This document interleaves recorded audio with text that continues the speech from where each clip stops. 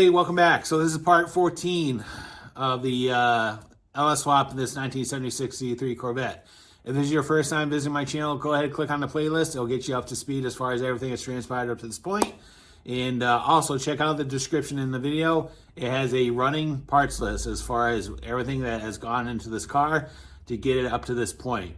So as the videos progress through the build, so will the parts list. So make sure that you're reading the description and that you're staying up to date. Today's a good day. So it's running, and it's actually running pretty good. It's Saturday. Spend some time tackling some loose ends and everything else and getting some odds and ends, and basically came out here and made my final temporary electrical connections. Turned the key. Heard the fuel pump prime up. I checked for leaks and make sure that we weren't going to burn down the garage. And I closed my eyes, hit the key, and it started up. Kind of shocked me when it fired off, and I really wasn't expecting it to let off that easily. But nonetheless, it runs great. There's no knocking, there's no ticking, anything like that. It idles up, and then it came right back down.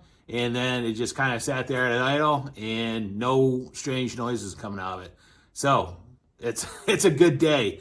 So because we started this project back in August, and we've been slowly chipping away at it, and to get it to this point, it's a good feeling. So with that being said, why don't we just walk over to the car? I'll kind of give you an idea of what I did to get up to this point, and then we'll show you what's going to happen in the next steps. All right, so why don't we talk about what we've done to get to this point. Went ahead and purchased the Delphi 5-wire mass airflow sensor. So not only does it monitor airflow that's coming into the intake, it actually monitors the intake temperatures. So that's the advantage of having the 5-wire. Went ahead and bought new plug wires. Again, these are the stock coils that came with the engine. They're not that great, but at this point, we just want to make sure that the engine ran before we started buying parts that we didn't necessarily need. So we'll figure out what we're going to do with those. We have the ground wire, and actually that's the old ground wire from the alternator. You may think you don't need that, but you actually do. That actually controls the lighting circuit. So if you don't have that ground hooked up, and again, that's just there temporarily. That's not going to be the permanent spot.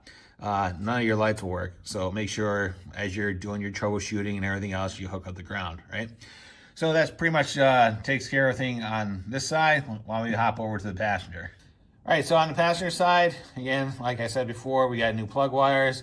And if you look, I'm missing a heat shield. I'm also missing one on the other side. So I do have to go to the junkyard and basically go find a couple of those heat shields, just pull them off, not that big of a deal. Got the PCM mounted as well. So again, in the previous video, we talked about the plate that you can purchase that basically serves that task. And we got it mounted up, and I'm just using a couple grommets to make up for the difference in the curvature of the fender well. So it worked out pretty well. Probably what I'm going to do is, even though that these PCMs are pretty weather resistant, I am probably going to make a little stainless steel cover just to go over the connectors, just to prevent any water that may get in there, in the event that we're cleaning out the engine bay or anything like that, just so there's no water getting in there. So, but as far as the wiring, as far as the connections that I had to do, so again, like we talked about before, that's a red wire going back to the fuel pump. And again, the gray one is just the one coming off of the harness. When key is in the run position, 12 volts applied, powers up the pump. And then the other wire, we have, again, that's a pink wire that wakes up the ECM. And we're just using the original power lead from the HEI distributor. And that's the one that you want to use because it's 12 volts when it's at crank and when it's at run. So that worked out pretty well. This wiring is just temporary. I'm going to clean this up once we get the fans in there and we wire up the fan relays. So not only will we have to figure out where the fan relays are going to sit, but we're also going to figure out where the fuse box is going to sit. More likely, they're going to share a common space.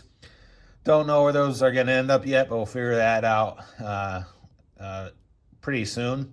So as far as making the connection to the, as far as from the fuel line on the car and up to the actual injector rail. So what I did is I purchased another fuel filter, because even though there's a 100 micron filter in the tank, right, and that basically prevents anything being drawn into the pump, you still need to filter the fuel coming out of the pump, right? And basically, you know, there may be contaminants in the line, maybe stuff breaking down in the pump itself. So what you have to do is you have to buy a post filter, right, or a post fuel filter.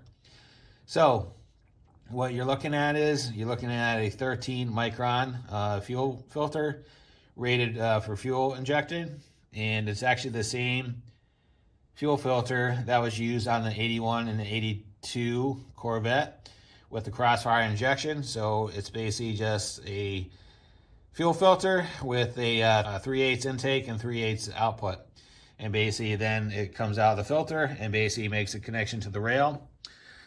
So as far as a connection to the rail, we just use a quick connect from Evil Energy, and then we use a 6AN that basically attaches to the quick disconnect, and basically that goes to another 3/8 barb fitting, right? So again, we may change this down the road, but at this point we just want to make sure that, you know, we could get the engine running, make sure that there are no issues or anything like that before we spend a ton of money on really complex fuel systems. But for the meantime, this actually works out pretty well. So as far as the diagnostic port, we went ahead and fabricated a plate like we talked about in the last video, and went ahead and mounted it up to that plate, and then that plate is just affixed to the bottom side of the heater box, which then allows us to use a little Bluetooth diagnostic ELM 27 connector, and then you can use the torque app on a tablet or something like that to communicate if you want to run gauges or anything like that.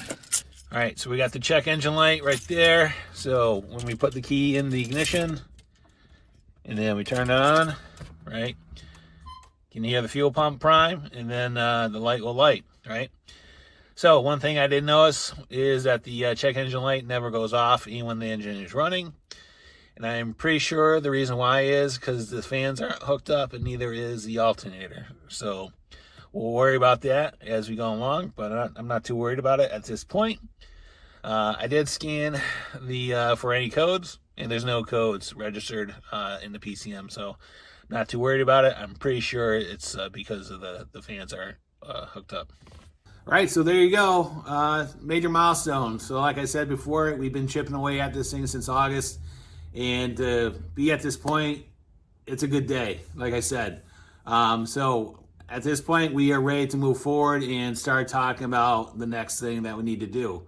And really, the next thing that we need to do is talk about all the front accessories, getting the water pump squared away. We're going to talk about getting the power steering situated, because if you don't know, the Silverado power steering pump produces more pressure than what the Corvette is looking for. It's about a 400 to 500 pound difference. So we're going to talk about how we're going to accommodate for that with the stock Silverado power steering pump.